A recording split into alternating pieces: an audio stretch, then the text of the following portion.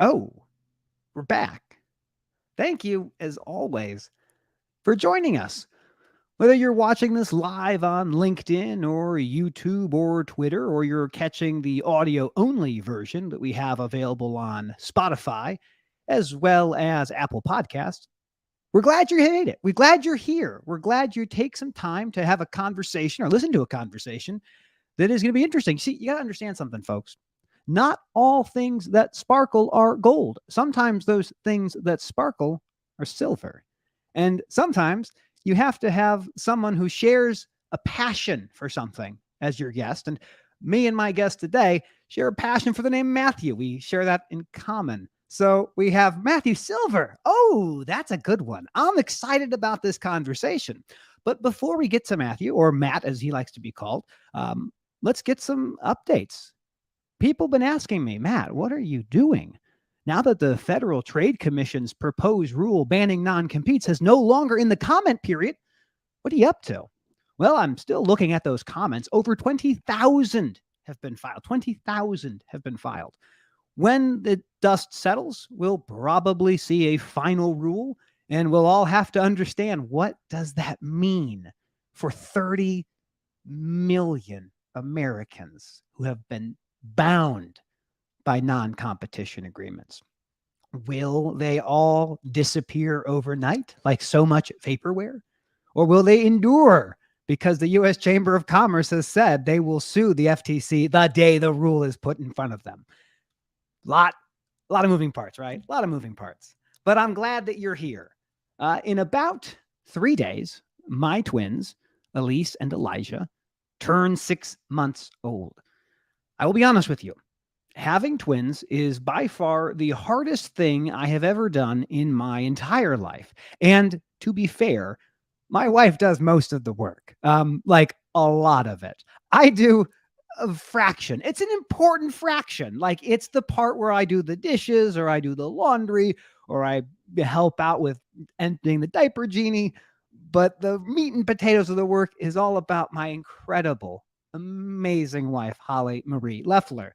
And we have Mother's Day coming up. So for any of you out there who have a mother, and I think most of you do, make sure to send a letter or a phone call or something to apologize for all the terrible things that you put her through.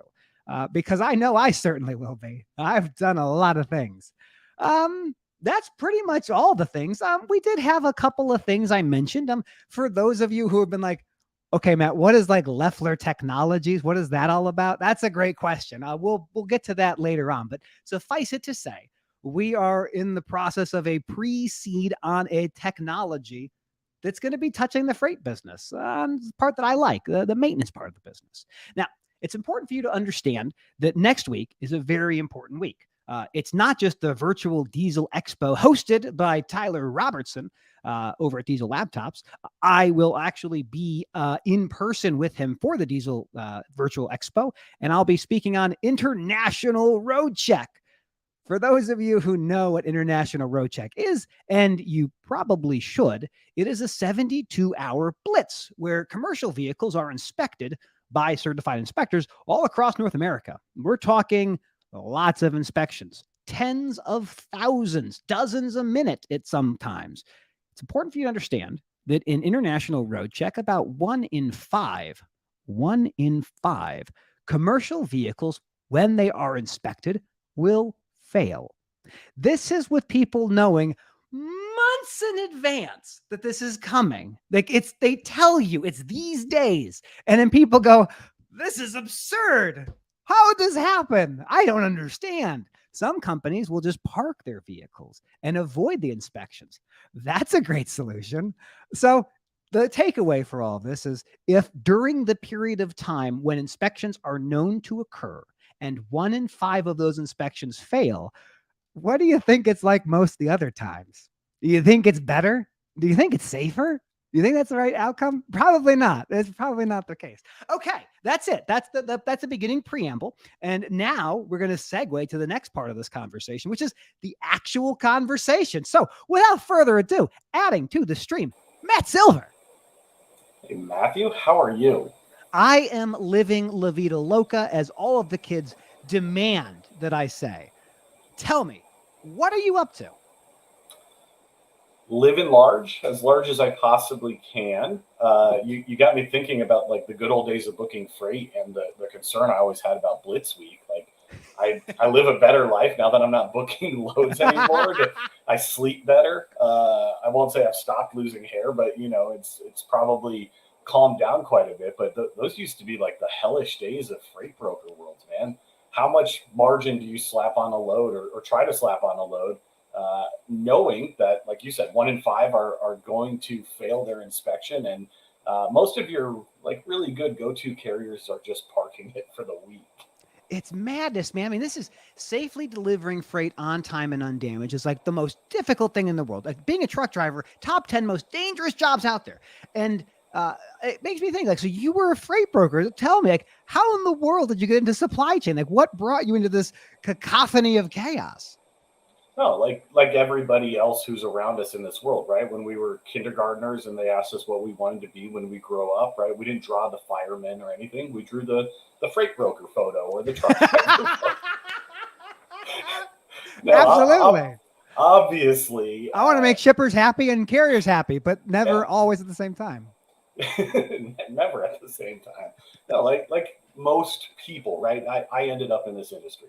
I was in medical sales. We had opened a warehouse thinking we would make our lives easier by owning some of the supply chain. This is early days. I'm a little on the older end of freight. So in the early days, it seemed obvious, right? You buy a warehouse, you stock it full of your goods, and you could ship them out faster. And that was before we understood how to get anything out of a port or the implications of shipping one pallet at a time, but thinking we were big dogs in freight for moving one pallet across the There state you go. line. LTL right Uh, there, buddy. yeah. And then dealing with the fallout of freight claims and missing goods and timelines that never hold true. And I grew to a place where I was absolutely miserable.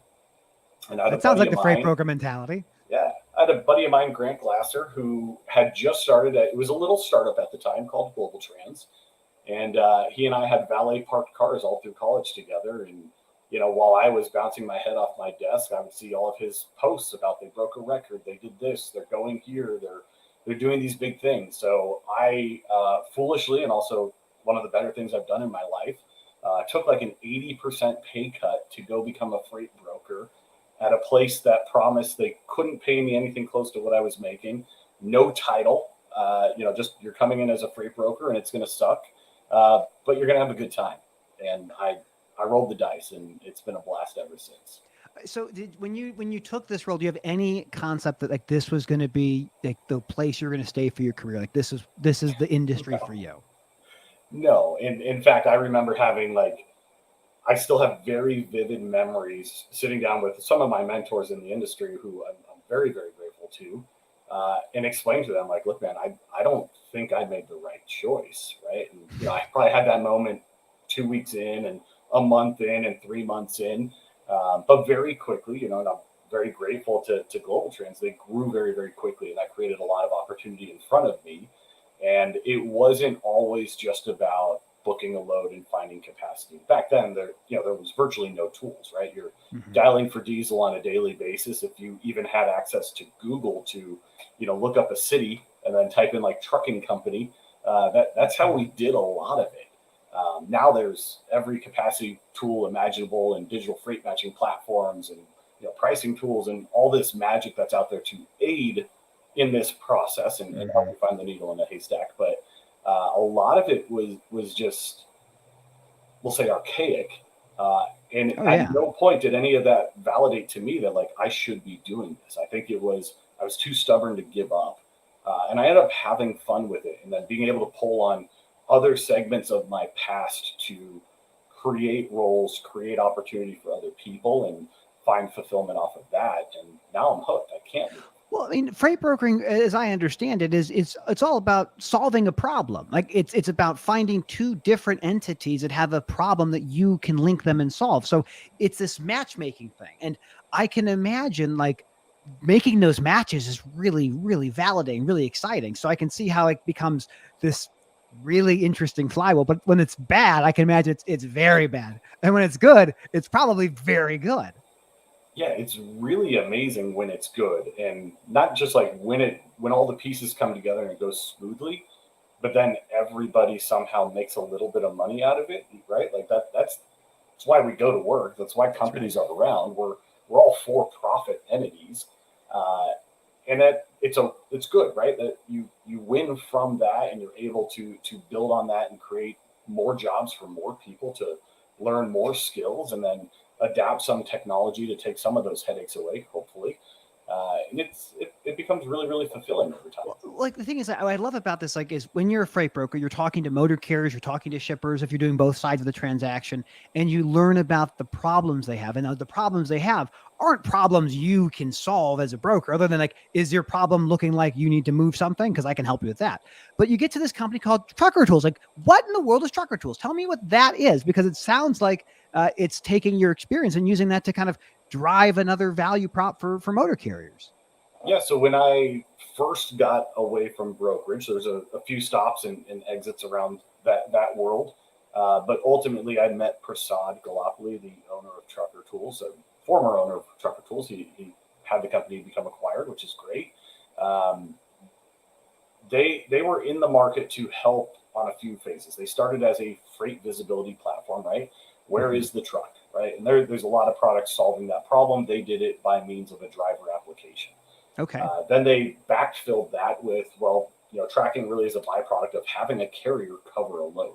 So how do they help somebody cover that load, right? Hmm. And they brought out a product called Smart Capacity to facilitate that side of it. And then they were one of the first companies to really pioneer like the digital booking of a load. So where their spot in the transaction is when a freight broker has a transaction and an available load. How do you get it in front of the right driver eyeballs?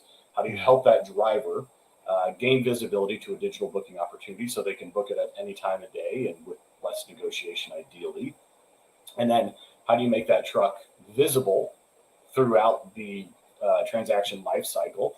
And it really feels like the missing piece of the puzzle, which I'm filling now at Greenscreens, was what will that cost to cover? Yeah, And exactly. and There you go. I call that the ultimate segue I've got today. But you know, uh, Well, being able to help the brokerage community understand what a true start value is, right? I know, again, my experience sitting in the brokerage chair, customer wants to cover something, you've got to spitball a price, and can we do better and faster than a spitball, right? Some people look at multiple websites, some people have internal algorithms and formulas, and I'm the king of Excel spreadsheets and pivot tables and coming up with what it feels yeah, to what's be what's my right. gut say? What's uh, my gut say for that yeah, load? and Absolutely. and very selfishly, but I think we're hearing it in our customer testimonials and the traction we're gaining in market. But Greenscreens is able to do it much faster and much more accurately than anybody ever has. Now, when I think of green screen, so like my story in supply chain is as like ancient before times. Like my dad was a roadway guy back in 1976. He started his first company in maintenance and repair in 1991. We used a product called Transman by a business called TMT and Trimble, and like we had a green screen. It was like black and green, and that's how you ran your business. What do you have any idea like the naming behind Greenscreens.ai? So you nailed it spot on. It is those legacy transportation Yeah. systems, the AS400 TMS and Yeah, get some airports, Lotus notes in right? there. We're ready to go. Yeah, so to be very fair, I think as somebody who came from freight brokerage, I only am aware of it because I built a brokerage with an LTL company here in Phoenix many years ago, and the LTL operation still ran on one of those, right? So you had to know your like F10 and F12 commands to get through the screen. Touch screen was useless. There was no mouse clicks, There you and go. that's our reference. Is from archaic to the future. We can bring you there. So, okay, what made you? Because like you've worked at some incredible businesses. What brought you to say, okay, green screens is solving a problem that I find compelling? What made you go like, this is a place I want to spend some time? Yeah, I so appreciate that question because I think it's super cool in my opinion. I got to know Don and Kevin, their CEO and VP of sales respectively, before I had any interest in coming here. I was over at Trucker Tools working on different projects altogether. I got to know their product, and it was the first time in a long time I looked at something in this industry that was new and it actually made sense, Hmm. right? It wasn't promising to fix everything and cure cancer on top of it. It wasn't this promise that, inside of 90 days, we're going to have 10 million truck drivers on a single platform, right? It was very deliberate in here is one problem. What does it cost to move freight, and what will it cost me specifically as a given broker? And is there a better way to solve that and provide that answer? And they were very humble about what it could do and where it was in market. It was still very, very new at the time. And when I decided to move on, they were there was 5 companies I had on a very short list. I love that. I love I it. won't name the others. You're a good broker right there. You have yourself covered. We have options. Yeah. Good for you, dude. I love that. I named or called, just a few people and sent some text messages that, hey, I just so I'm no longer at Trucker Tools, but I want you to also know that of everything I've seen, I think what you're working on and what you're working towards is very purposeful and super cool. And it just kind of evolved over time that they had an opportunity that was going to be opening up that was in partnerships, and that's my bread and butter. Yeah. It seemed to me, obviously from the outside, very obvious that I would be the right guy for something like that. And after going through all the diligence and meeting the team and meeting with the founders and some of the board members, that this did make sense, right? This was I think they were right on that tipping scale of really starting to pick up a lot of runway. There were some things that I could aid in their growth that I think, would help them advance very, very quickly. And it just was the right thing at the right time. All the right team members were in place, and we were very fortunate that, almost immediately after coming on board, we, raised our Series A. We were able to go acquire the missing pieces of the puzzle that we did need. And it's been a wonderful 6 months and 12 days. So your career, your new career with Greenscreens is essentially the same age as my twins. So I guess you're probably getting just as much sleep as I am. Okay, I love partnerships. I love partnerships. I think about partnerships as really understanding what you're good at and helping potential partners understand what they're good at, like core competence. Like, you're not going to make a better version of my mousetrap, but I'm not going to make what you make. So what is your thought process? What's your mentality around partnerships? Yeah. So there's I think a lot that goes into it, right? And the mousetrap is the analogy I often use. So I appreciate that. I also like the idea that in this industry, the rising tide will raise all ships, right? There have been so many iterations of so many products that have completely failed to serve any purpose in this industry, aside from taking valuable dollars out of it for the wrong people. I look at partnerships as, or any missing piece of the puzzle is, we can build it, we can buy it, or we can partner into it. There you go. Right? Those are always your options, and building it is always feasible. You just need time, talent, and money. And usually, if you're a startup, you don't have all 3 of those well aligned. That's right. You're lucky if you have 2 of them. And then, you could buy it, but you still need money, quite a bit of money, especially these days, to go do that. And do you have the bandwidth internally within your executive team to take on another company and also solve their business problems and scale and all that?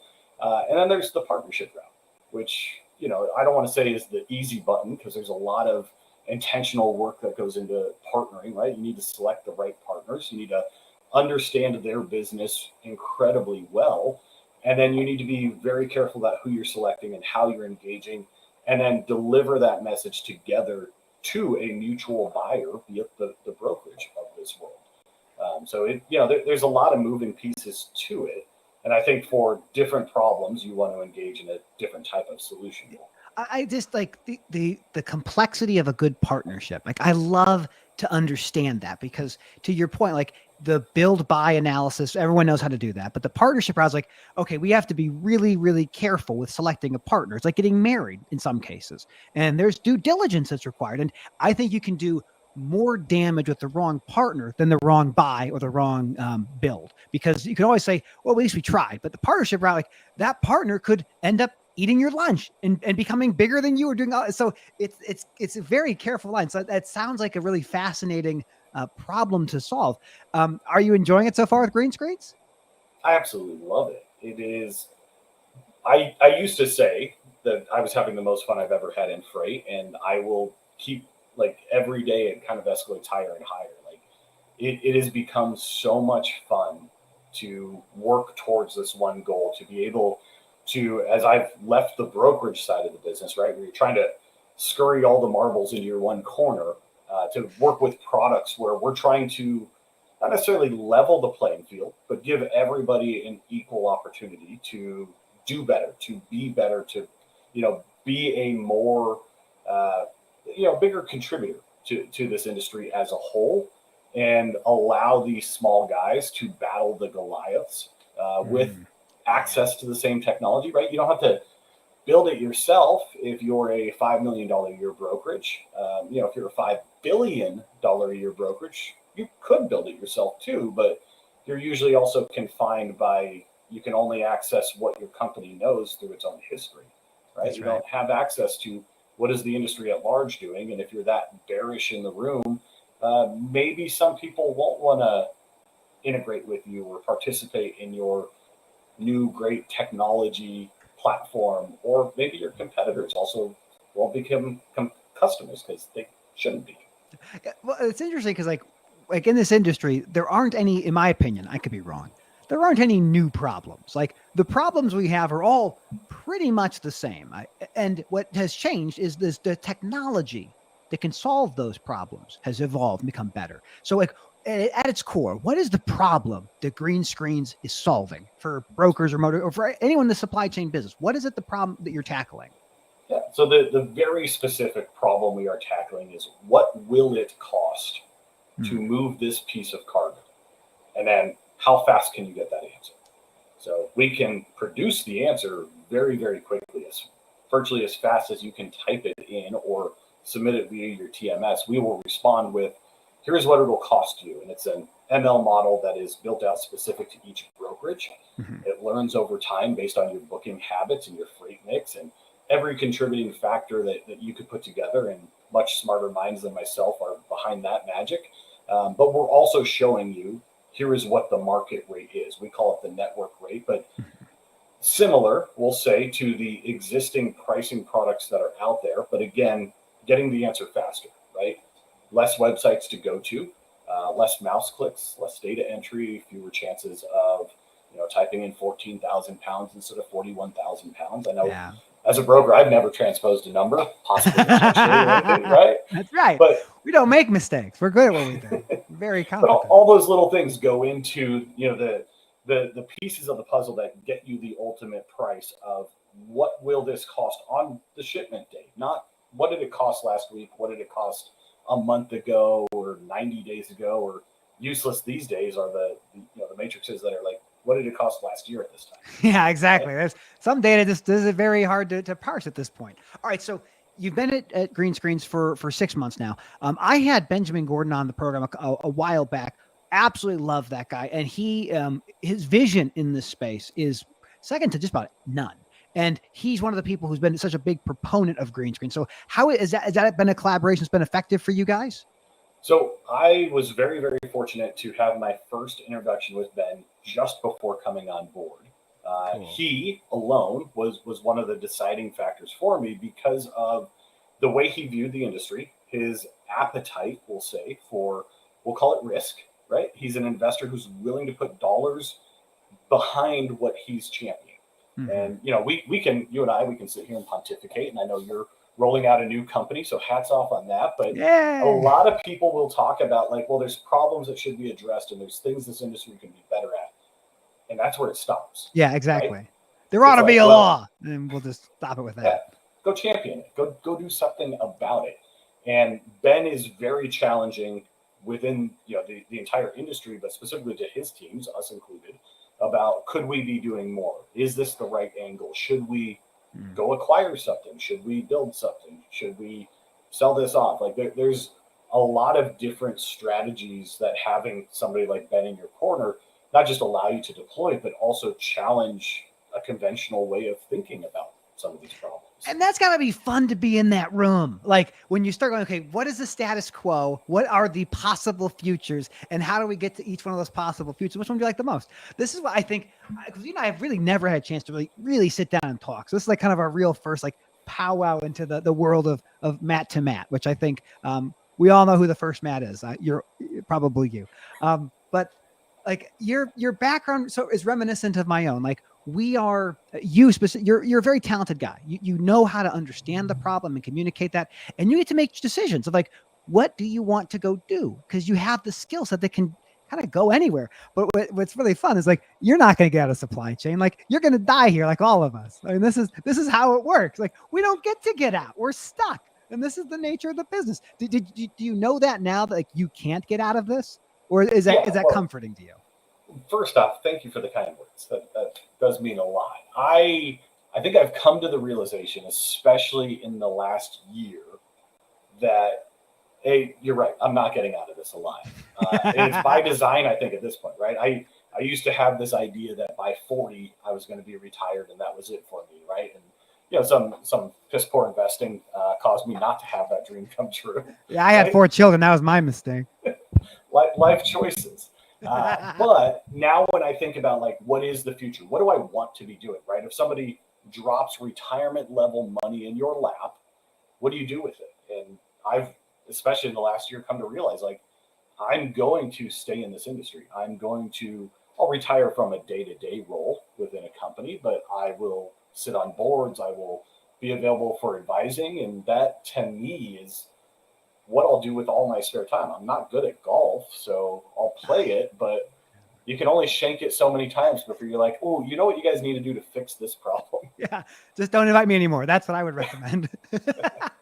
Well, it's interesting because like when we talk about supply chain, like it was kind of a thing no one really thought about until COVID. And then we have COVID.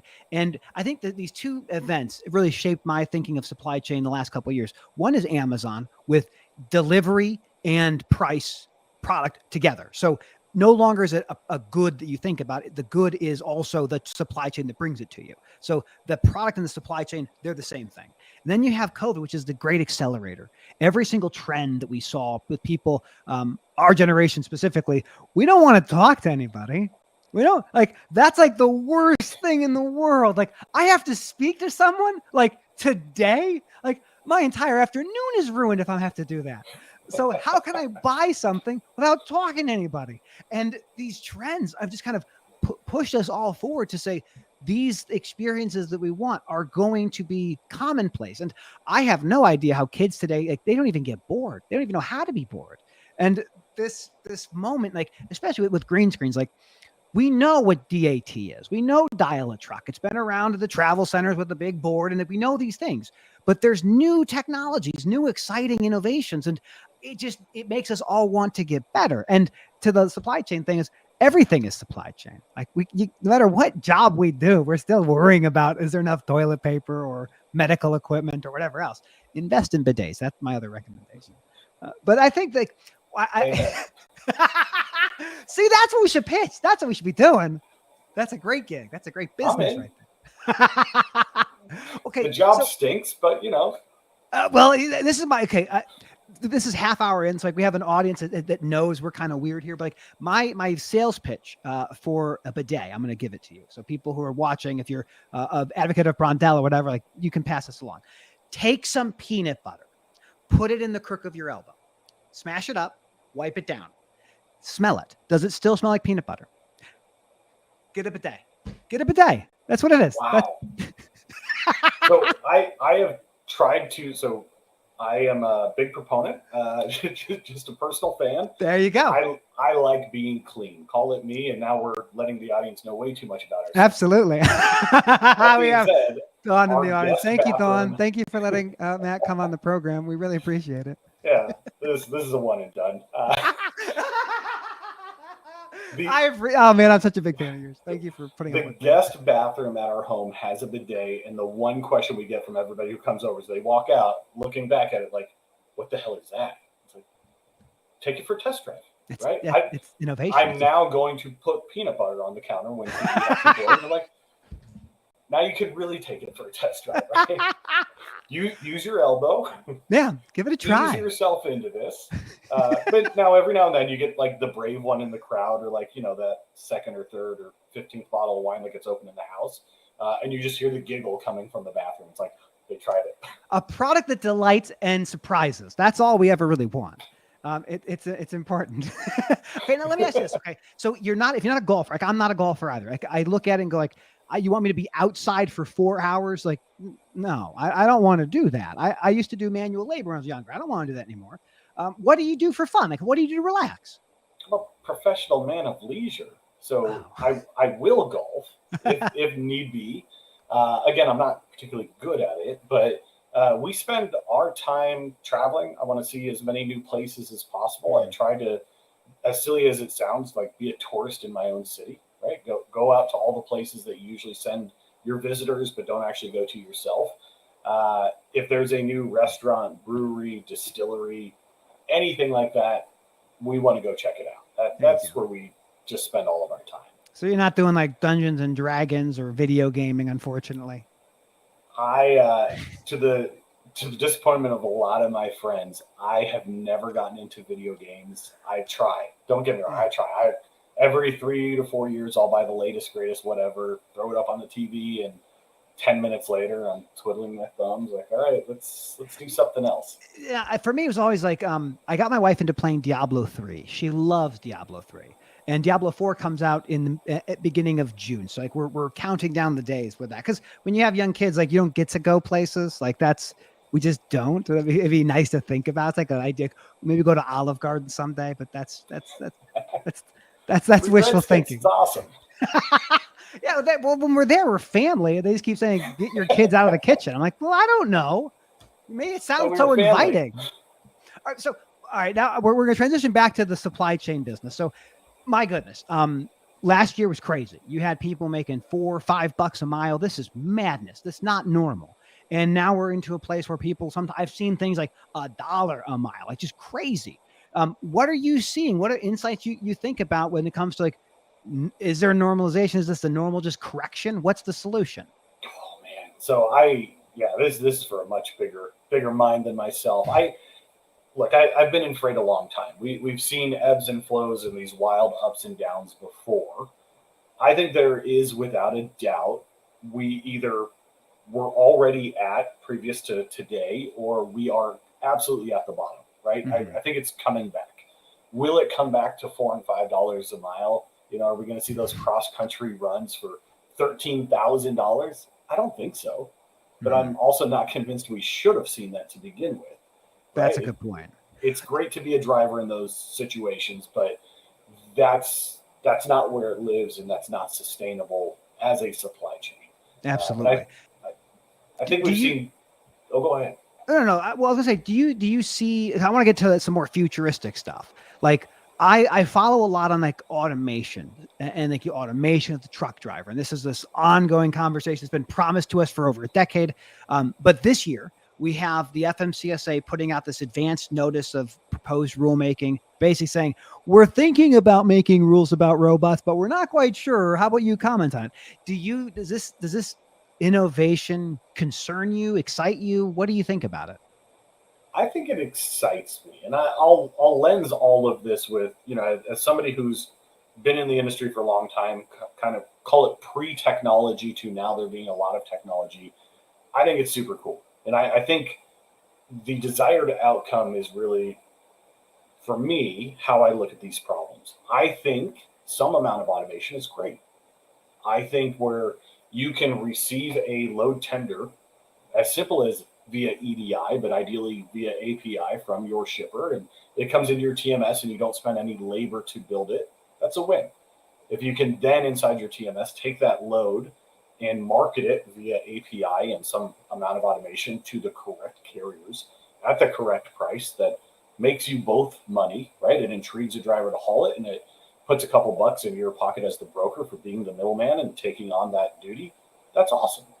When it comes to autonomous trucks, I'm endlessly fascinated by this, and I will, even my preemption to my preemption about it is, I'm a Tesla owner, right? Now, mine, the little guy, the small kind of crappy one, and I bought it used. But I don't see a place in this world or a time in the near future where a truck driver is removed from the equation, Yeah. right? Much like I don't think that full self driving, as is available through a software update on my car, is a real thing. Yeah. I think it'll help me stay within the bounds of a lane. I think it'll help keep me away from the car in front of me or somebody racing up behind me? Would I put your children in the back seat and let it do its thing without one of us in the driver's seat? Hell no, not a chance. And that's a passenger car. That's not 80,000 pounds rolling down the highway at 75 miles an hour. That's a good point. Well, like what I'm fascinated with like the idea of autonomous trucks, like, the cost of trucking, like anybody, like that's one of the best. Like the biggest drivers of your expense are your fuel and your labor. Like those are where you see the biggest sucks. And so we understand the idea to get away from diesel and electrification or hydrogen fuel cells, whatever they want to talk about. There is no infrastructure for that. Like we all want to say like, oh, it'd be great. Like, but yeah, all the power still comes from coal and natural gas and everything else. So it's just kind of one hand to the other. But autonomous, man, this stuff just fascinates me because I look at it and go, if you could prove out the safety, so let's assume you could prove out the safety, how fast do motor carriers make the change? I mean, I feel it would be really quick if they could prove out the efficacy, especially in the middle mile, like from travel center to travel center, for example. Yeah. And I think that's like the rub with it all is big carriers will, become the hub of it because it's going to cost a lot of money. Absolutely. Right? Like you're talking about replacing your entire fleet, which becomes opportunistic for the smaller guys downstream, right? But the way, if I could put it all on a whiteboard and wear a tinfoil hat and draw this all out, like I think it's 100% middle mile. It is. That's our next show, by the way. It'll be you and I with tinfoil hats. It's be Matt to Matt, and we'll be talking about robots the entire time. It'll be fantastic. And, for Don's benefit, we'll avoid robotic bidets. But we go full circle. Here. See, it's called a callback. I'm into these things. But that's a good point you bring up. Like, is like motor carriers changing out their fleets? Well, like the average like mega fleet or even the big fleets, it's after the warranty expires, they pitch that truck.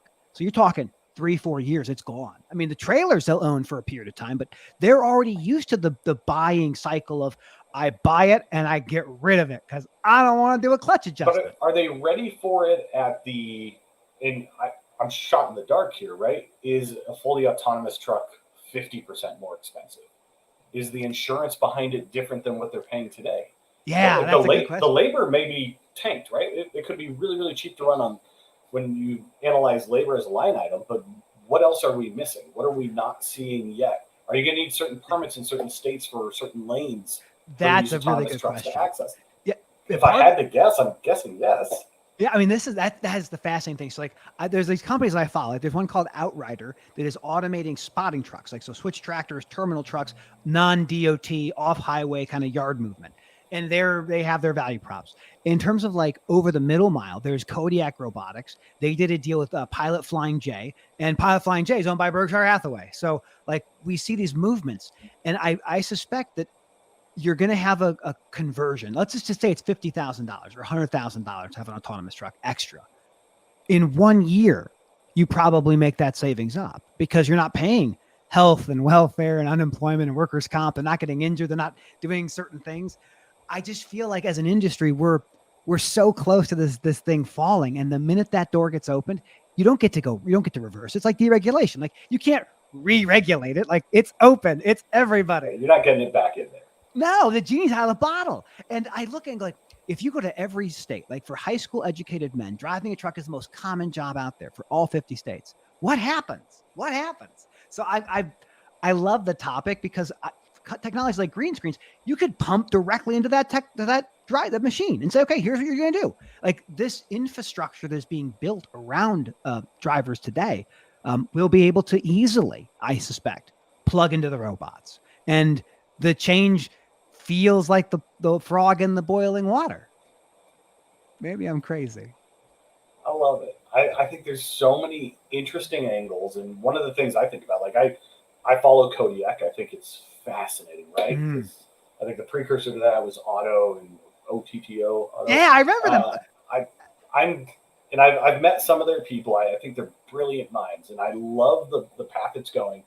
And what I want to distill out somewhere in a public forum is, if we're doing these, we'll call them city center hubs, even though they geographically will be just outside city centers, where you have human drivers doing final mile delivery of full truckload, and then these autonomous trucks going hub to hub across state lines, Yeah. are those going to be owned by the OEM auto manufacturers? So you buy into the Volvo hub fleet, or Yeah.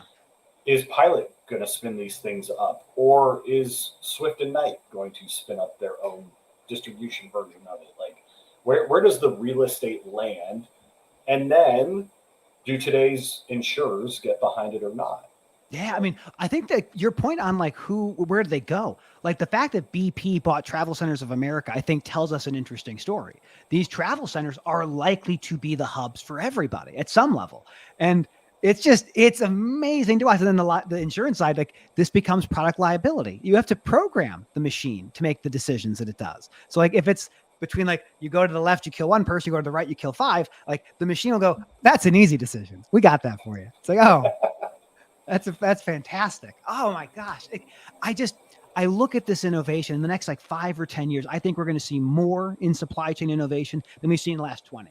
And I want to get your thoughts because this might be. I think you have a good mind for this. So I think that the greatest innovation in transportation over the last like 50 years was the rise of the independent contractor. It was the idea. Yeah, hey, shake it. yeah, Motor carrier, like, hey, I want to treat you like an employee, but I don't want to have to pay you like an employee. And it's like, that's great. Like my father's business, like back in 1991, my dad starts this company because the trend was outsourcing fleet services. So outsource something to somebody else.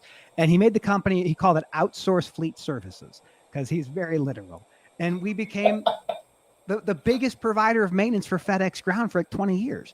And like Ground was like, yeah, we're not going to employ drivers. That's dumb. We're not going to employ mechanics. That's dumb. We're going to have vendors do it all. And then here comes Amazon a couple years ago, whatever. And they're like, do you want to be like UPS or like FedEx? We're going to go FedEx. That sounds stupid to have a bunch of Teamsters. So it's just fascinating. I look at this and that's the trend that I think. Do you agree with that idea that that was one of oh, the biggest innovations?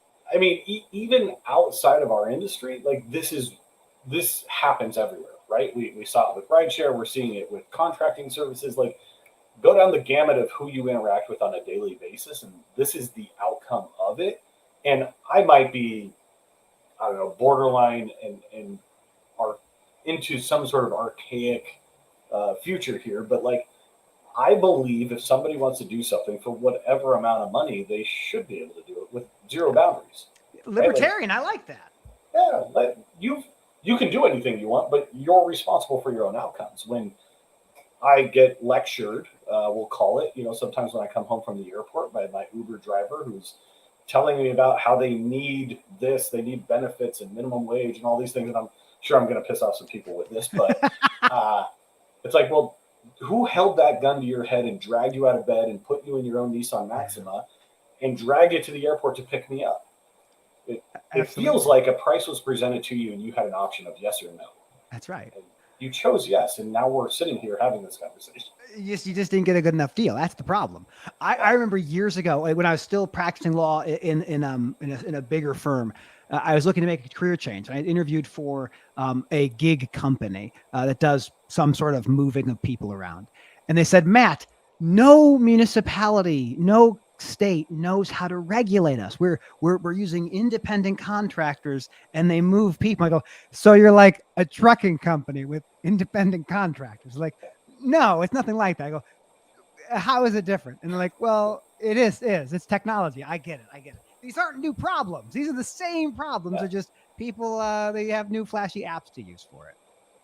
that's all it is. That's all it is. And hypothetically, I don't know if many people remember this, there was a freight brokerage, I might have named them earlier in this, that did create a rideshare company on the side because we watched what was happening in freight and went, oh, yeah, we could compete against companies like Uber and Lyft. And Exactly. yeah, Matching capacity with the demand of people move. It's the same thing as always. All right, so we're getting close to the latter half, the end half of this program. Let me ask some questions. Like, what are the trends that you're most interested in following? What's exciting you right now?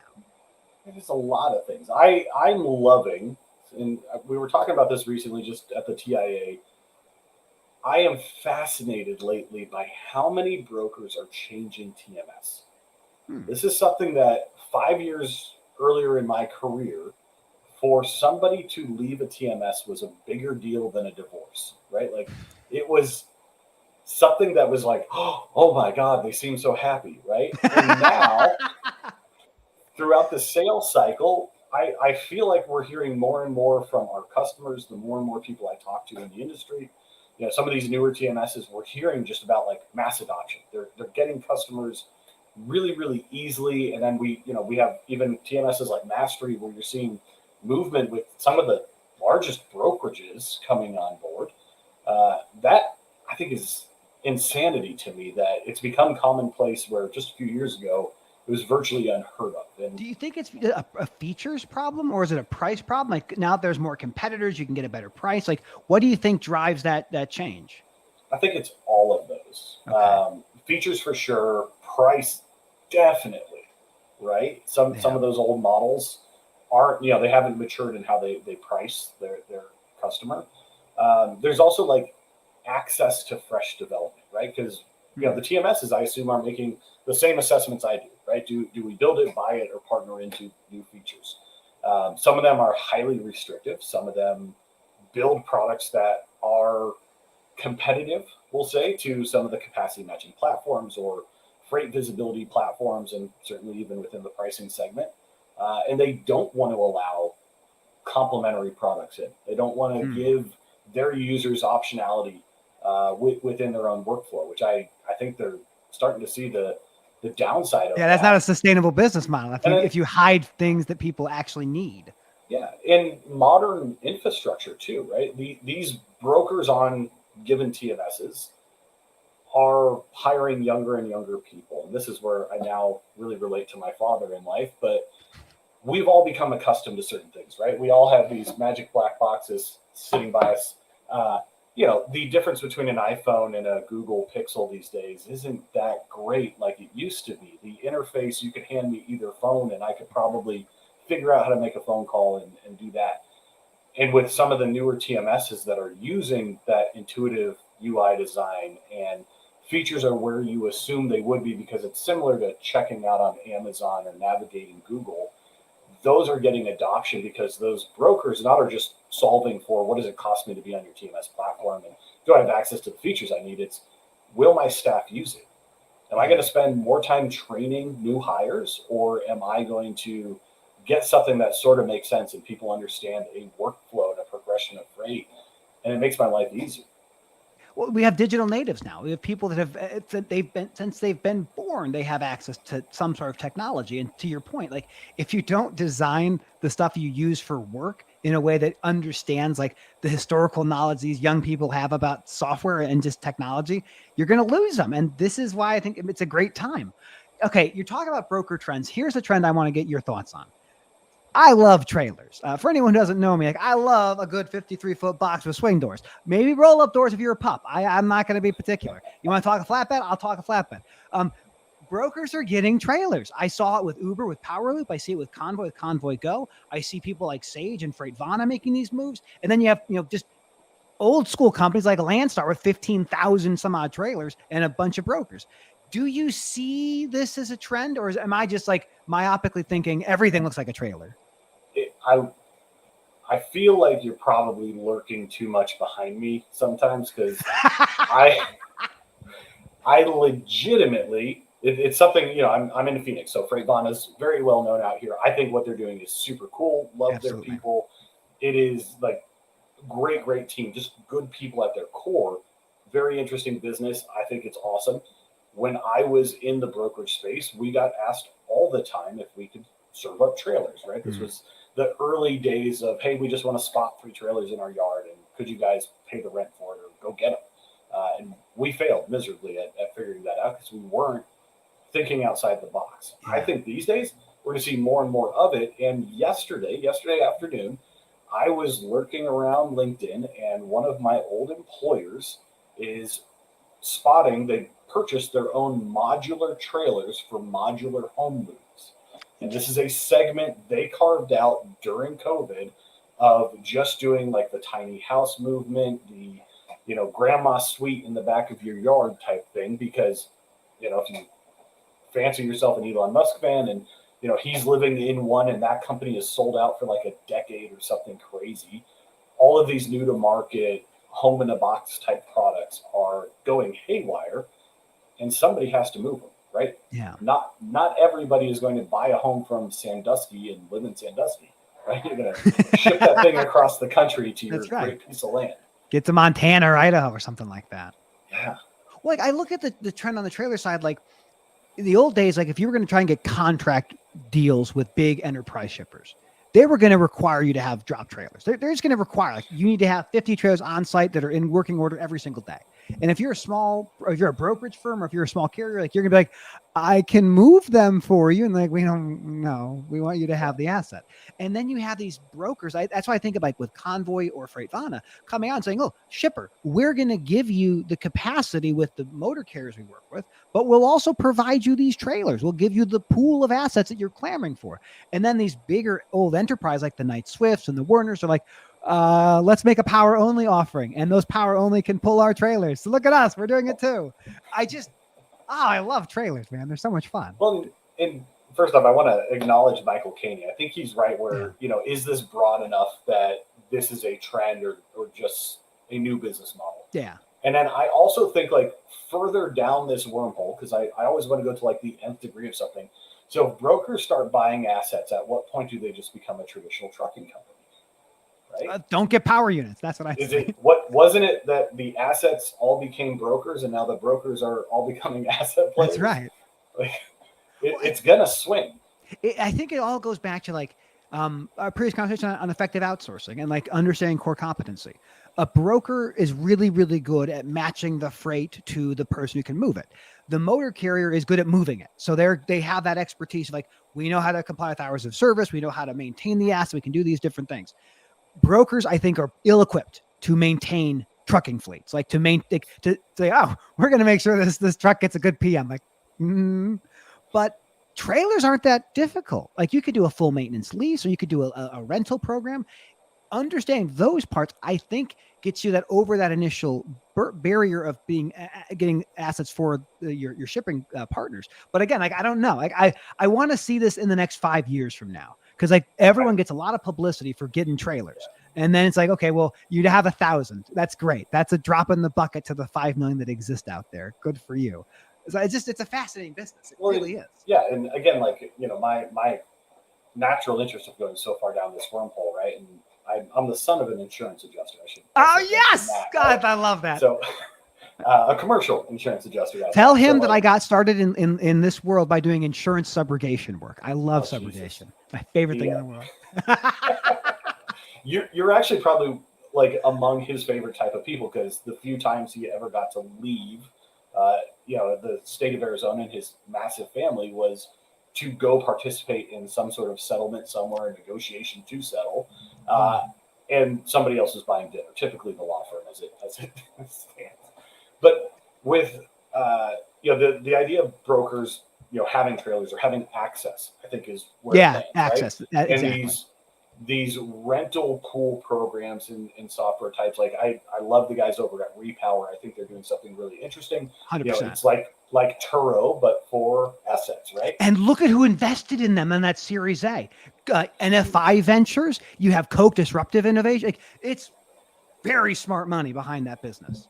Very, and they're smart dudes to begin with, but they're also very willing to take outside opinion and understand where to play.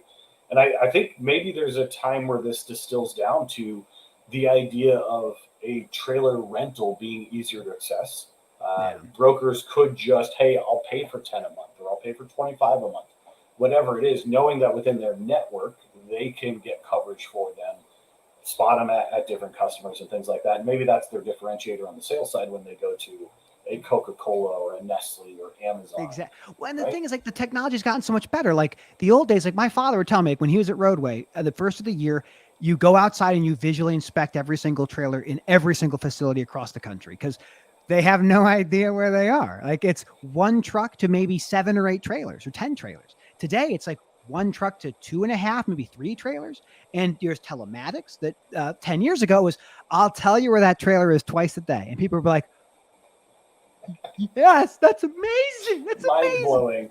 But now it's like, we can tell you where the trailer is, the tire pressure monitoring system, is it loaded or unloaded, is the door open, and we'll tell you every 4 minutes.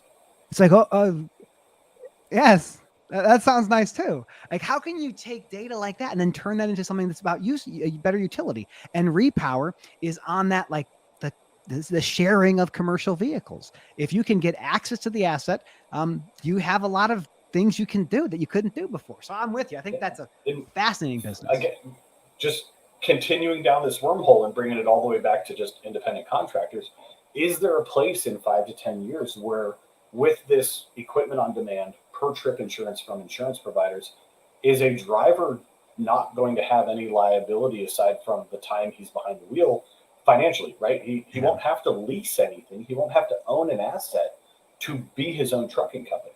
that's He right. simply will be a driver capable of sitting inside these vehicles that, if he only wants to drive Tuesday through Thursday, he can fire up the insurance for that one trip. He can Exactly. lease the equipment for those given days. All the problems of maintenance and ownership and parking and all of that are out of sight, out of mind. I love that you talk about the trip based insurance, like usage based insurance. Like this is Reliance Partners. I love the folks over there. The idea of saying this is how we're going to insure this thing while you use it.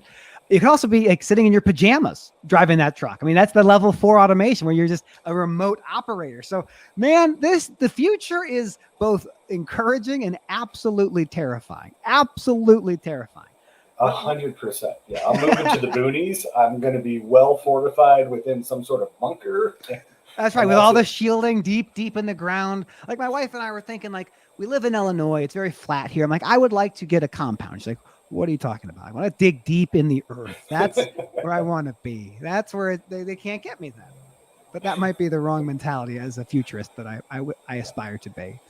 This show's really going to change. It is very quickly going to be you and I in aluminum foil hats, uh, boarding up windows and cautioning everybody about the robots. That's right. Like, they're coming for you. They're listening right now. They know what you're doing. Like one of the most scary things we've done with babies, right, is you have the cameras that watch them. And if you go into a room with your cell phone, you see the infrared the cell phone is shooting to try to read your face constantly. Like they're always watching. They're always eager, just like our great listeners and viewers here. They're just eagerly waiting for us to drop our guard and find interesting things to take away.